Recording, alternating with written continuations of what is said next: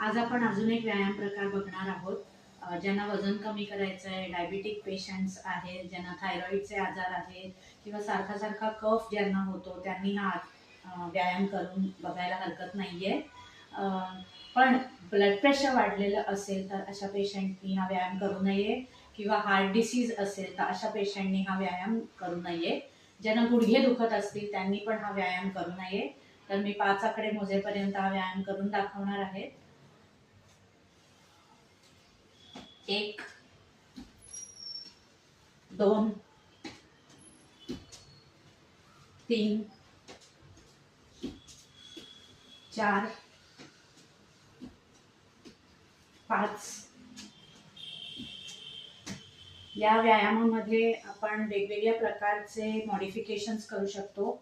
जसं आता तुम्ही बघितलं, मी फक्त एक पाय, जो पाय वर ठेवत होते तोच